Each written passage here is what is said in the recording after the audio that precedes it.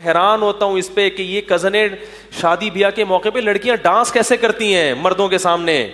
کتنا برا لگتا ہے بھائی. تو لڑکیاں جوان جوان لڑکیاں باپ بھائی موجود ہیں وہ ناچ رہی ہیں. یہ کوئی کلچر ہے؟ یہ کون سا کلچر ہے بھائی؟ یہ تو جانوروں والا کلچر ہے. مسلمانوں کا جو صحیح مذہب کو فالو کرتے ہیں ان کے ہاں کزن سے پردہ کرتی ہیں. بات آ رہی ہے سمجھ میں؟ میں نے جس گھرانے میں آنکھ کھولی الحمدللہ ہماری سب بہنیں کزنوں سے پردہ کرتی تھیں, بھابیاں دیوروں سے, ایک ہی گھر میں رہتے ہوئے بھی کوئی ایک دوسرے سے فری نہیں ہوتے. حالانکہ احترام اپنی جگہ, احترام بھی ہے, عزت بھی ہے, ان کا خیال رکھنا بھی ہے, مگر سامنے بیٹھ کے گپے لگانا, فری ہونا, یہ تو اب میں جب گھروں میں لوگوں کو دیکھتا ہوں یار کزنوں سے مسافہ کر رہے ہو, وہ شادی میں تمہارے سامنے ڈانس ہے, اس کے باپ کو کچھ نہیں ہو رہا, اس کزن کو تو مزہ آ رہا ہے کزن کے سامنے ڈانس کرتے ہوئے, لیکن اس کے ابا کو کیا ہو رہا ہے؟ وہ یہی سوچ کے صبر کر رہا ہے کہ یار ہم بھی ناچے تھے تو اب صبر کرو بس. یہ اولاد اپنے باپ کی اتباع کرے گی, ماں کی. جب حیا ختم ہو جائے تو پھر آپ کسی کے بھی نہیں ہو, پھر کوئی خدمت ودمت سب تباہ. لوگ کہتے ہیں نا بیٹا قابو میں نہیں ہے, بیٹی قابو میں نہیں. قابو میں کہاں سے ہوگی جب آپ نے اس کو چمونی آپا کی شادی میں نچا دیا تو اب بیٹی آپ کے ہاتھ سے گئی. وہ تو شرم و حیا ہوتی ہے جب ابا سامنے آئے تو سر پہ چادر لے لے. اس قسم کی بیٹیاں ہوتی ہیں جو ابا کو کیا سمجھتی ہیں؟ ابا. جب آپ نے اس کو نچا دیا شادی میں تو اب آپ کہو کہ بیٹی میری بات سنتی کیوں نہیں ہے؟ نہیں سنے گی, کیونکہ اس میں جو ایک حیا تھی وہ اتنا کانفیڈینس آپ نے اس کے اندر پیدا کر دیا, بولڈ بنا دیا کہ اب وہ آپ کی آنکھوں میں آنکھیں ڈال کے بات کرے گی. جب تک آپ اسے روٹی کھلاؤ گے کھائے گی. جس دن آپ کی غربت کی وجہ سے روٹی کا ناغہ ہو گیا تو وہ آپ کی آنکھوں میں آنکھیں ڈال کے کہے گی کہ جب کھلا نہیں سکتے تھے تو پیدا کیوں کیا. بات آ رہی ہے سمجھ میں؟ جب کھلا نہیں سکتے تھے تو پیدا کیوں کیا. اور اگر تربیت ہوگی تو کہے گی کوئی بات نہیں ابا, ساری زندگی آپ نے کھلایا ہے, آج اگر ایک روٹی کا ناغہ ہو گیا کوئی نہیں. سلیمان علیہ الصلوۃ والسلام کا ایک واقعہ کتابوں میں لکھا ہے, لقمان علیہ السلام کا. یہ کسی کے غلام تھے تو ان کا مالک ان پہ بہت سخاوت کرتا تھا. تو ایک دن مالک نے ان کو ککڑیاں دی, جب انہوں نے کھائیں تو وہ کڑوی تھیں لیکن یہ کھا گئے.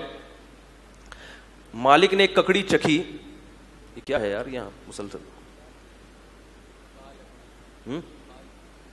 مالک نے ایک ککڑی جب چکھی تو کڑوی تھی.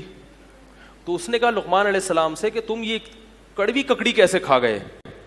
کہتا ہے ساری زندگی آپ نے میٹھی ککڑیاں کھلائی ہیں, آج جب منہ میں کڑوی گئی تو مجھے شرم آئی یہ کہتے ہوئے کہ یہ کیا ہے کڑوی. میں نے کہا کھا لو بس. یہ شکر گزار لوگ ہوتے ہیں, شکر گزار اولادیں ہوتی ہیں.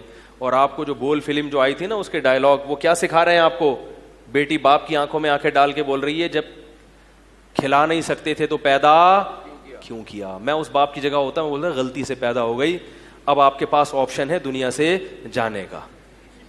بھائی اس وقت تو آپ کو پتہ نہیں تھا نا, پیدا ہو گئی خود بخود. اب تو آپ ماشاءاللہ ذہین و سمجھدار ہو. اگر یہ مسٹیک مجھ سے ہوئی ہے تو یہ ایسی مسٹیک نہیں ہے کہ جس کی تلافی نہ ہو سکے. بیٹا یہ بندوق ہے, ٹھا کر کے مارو, تکلیف بھی نہیں ہوگی. ایک دفعہ جب بھوجے میں لگتی ہے نا وہ ایک دم سے مر جاتا ہے آدمی, وہ تو جب تڑپ تڑپ کے مرتا ہے پھر تکلیف ہوتی ہے. ٹھا کرو ایک دم غائب, تو جہاں سے آئی تھی وہیں چلی گئی. کیا خیال ہے بھائی؟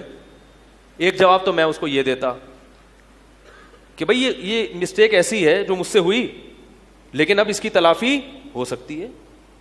اگر آپ مرنے کے لیے تیار نہیں, اس کا مطلب آپ زندگی کو نعمت سمجھتی ہو. اگرچہ کھانے کو روٹی نہیں ہے پھر بھی زندہ رہنے کی کوشش کرنا اس کی علامت ہے کہ زندگی بہت بڑی نعمت ہے. غریب آدمی بھی زندہ رہنے کی, وہ کہتے ہیں مرنے کے لیے تیار نہیں ہوتا. یہ جو خودکشیاں کرتے ہیں تو بیوقوف ہوتے ہیں, یہ تو وقتی طور پر جذبات کا شکار ہوتے ہیں, ورنہ جب تبھی جو خودکشی کرتے ہوئے بچ جائے نا وہ دوبارہ کوشش نہیں کرتا. حقیقت ہے, وہ گیا ویسے ہی ٹھیک تھا بھائی. میں نے کئی کیسز اس طرح کے سنے ہیں اور دیکھے بھی ہیں کہ خود میں بچ گئے تو ویسے ہی ٹھیک ہے, اچھا ہوا نہیں مرے. وہ تو جذبات میں آ تو پاگل ہو جاتا ہے نا. تو پہلا جواب میں اس کو یہ دیتا کہ بھائی یہ مسٹیک مجھ سے ہو گئی کہ میری تنخواہ کم تھی اور بیٹا آپ پیدا ہو گئی ہیں, تو اب یہ اس کی تلافی ہو سکتی ہے, ٹھا کر کے ختم کر دیں اپنے آپ کو. دوسرا میں یہ کہتا کہ اگر کھایا نہیں ہے تو اتنی بڑی کیسے ہو گئی ہے بھائی, کھایا نہیں ہے تو اتنی بڑی کیسے ہو گئی. تیسرا میں یہ کہتا کہ بیٹا آپ کو صرف ضرورت کا نہیں ملا, ضرورت سے زیادہ ملا ہے, کیونکہ جس کو ضرورت کے نوالے ملتے ہیں وہ اتنی باتیں نہیں کرتا. یہ تو جب بہت زیادہ پیٹ بھرا ہوا ہوتا ہے نا, بہت طبیعت سے کھایا ہوتا ہے, پھر باپ کی آنکھوں میں آنکھیں ڈال کے اس قسم کے تانے دیے جاتے ہیں. تو آپ کو بہت زیادہ ملا ہے, اتنا ملنا نہیں چاہیے, تھوڑا تھوڑا رہتا تو سیٹ اپ صحیح چلتا رہتا. میں آپ کو بہت زیادہ کھلا دیا ہے, سمجھ رہے ہیں؟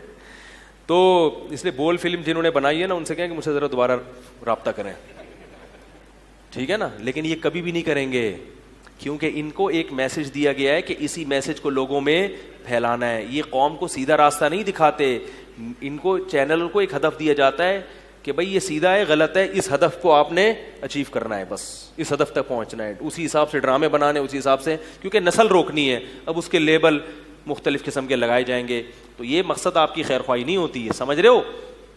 تبھی آپ دیکھ لو پھر ان کے حالات کیا ہوتے ہیں. لوگ کہتے ہیں ان کی تربیت, تو تربیت کیا ہوتی ہے ان لوگوں کی؟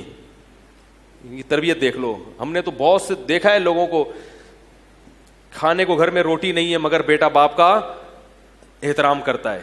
اور بڑے بڑے مالداروں کے گھروں میں دیکھا ہے, باپ نے پوری دنیا کی دولت نشاور کر دی بیٹے پر, مگر بیٹا باپ کو باپ ماننے کے لیے تیار نہیں ہے, وہ شکر کرنے کے لیے تیار نہیں ہے, جنازہ پڑھنے کے لیے تیار نہیں ہے. ایسے بھی کیسز آئے ہیں, ٹائم نہیں ہے, ابا کا جنازہ پڑھا ہوا ہے, میرے پاس ٹائم نہیں ہے, جا رہا ہوں میں. اس طرح بھی کیسز آ رہے ہیں سامنے.